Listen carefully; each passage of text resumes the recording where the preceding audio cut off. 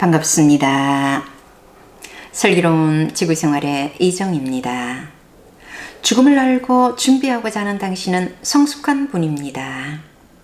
앞에서 자살은 이 세상에서 가장 불행한 죽음이라는 말씀을 드렸습니다. 그럼 아름다운 죽음은 어떤 것일까요? 인간은 모두 언젠가는 죽지요. 그렇게 죽지 않으려고 노력했던 진시황도 죽었습니다. 죽음 앞에 모든 인간은 평등하다는 것이지요.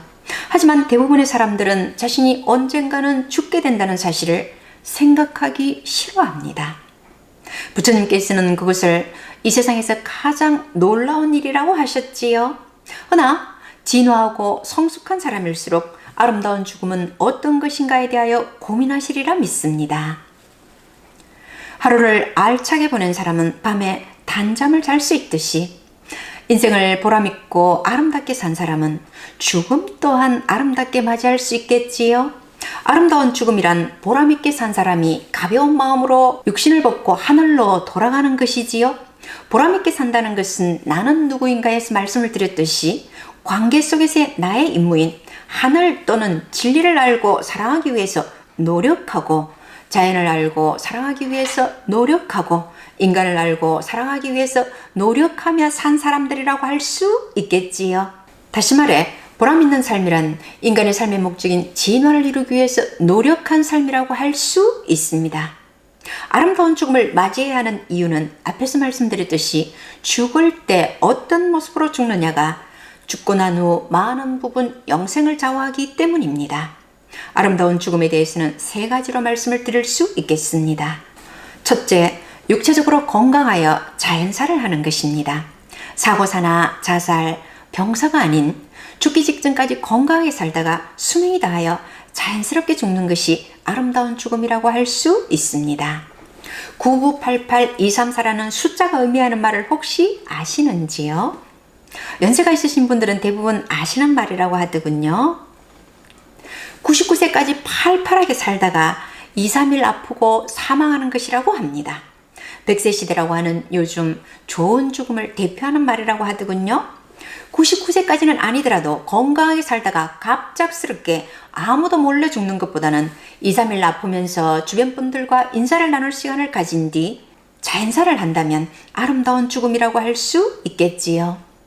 오랜 기간 병으로 또는 치매로 주변 분들에게 추한 모습을 보이며 죽음을 맞이하는 것은 아름다운 죽음이라고 할 수 없겠지요.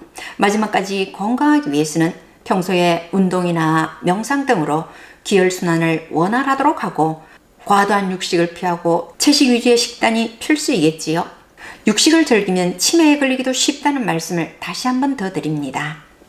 둘째, 물질을 비우고 정리하고 죽는 죽음입니다. 자신이 사용하던 물건은 정리하고 유산에 대해서도 분쟁이 일어나지 않도록 유언서를 작성하여 분명하게 하는 것입니다. 아니면 남은 재산을 세상에 환원하여 하늘과 자연과 인간에게 진 빚을 조금이라도 갚고 간다면 더욱 가벼워지겠지요. 인간이 이 지구상에 산다는 것은 관계 속에서의 나에서 말씀을 드렸듯이 하늘과 자연과 인간의 도움으로 살아가는 것이니 누구든 하늘과 자연과 인간에게 많은 빚을 지고 사는 것입니다. 그 빚을 갚는 길은 세상 속에서 나눔을 실천하는 것이지요. 마지막으로 시신조차도 화장하여 자연으로 곧바로 돌아갈 수 있도록 분명하게 이혼하여 무덤조차도 남기지 않는 것이 좁은 땅에 살아야 하는 후손들을 위해서도 자연을 위해서도 좋은 일이므로 아름다운 죽음의 좋은 마무리가 될 것입니다. 셋째, 감정과 생각을 비워 마음이 가벼워야 합니다. 마음이 가볍기 위해서는 물질을 비우고 감정과 생각을 비워야 합니다. 죽음에 대한 두려움과 한정적인 삶에 대한 허무감으로 시간을 허비하고 재산을 탕진하다 끌려가듯 허둥지둥 죽음을 맞이하는 것은 결코 아름다운 죽음이 될 수 없습니다. 감정을 비우기 위해서는 무지에서 벗어나야 합니다. 마음 공부가 좀 되었다는 사람도 사후세계나 우주의 법칙을 모르면 두려움과 허무감에서 벗어나기가 어렵습니다. 인간은 진화를 위한 공부를 위해 이 지구상에 태어났고 자신에게 다가온 모든 것들은 진화를 위한 공부 교재였음을 알고 다가온 모든 것들에 대하여 감사한다면 감정과 생각은 쉽게 비워지겠지요. 그 와중에 자신의 잘못을 알아차렸다면 즉시 사과하거나 미안한 마음을 가져야 합니다. 그러면 업장도 가벼워져서 더욱 가벼운 마음으로 죽음을 맞이할 수 있겠지요. 자연사에다 물질과 감정과 생각을 비워서 마음이 가벼운 상태에서 죽음을 맞이한다면 비할 데 없는 아름다운 죽음이 될 것입니다. 오늘은 아름다운 죽음은 어떤 것인가에 대하여 알아보았습니다. 다음 시간에는 천당과 지옥은 존재하는가에 대하여 알아보도록 하겠습니다. 고맙습니다.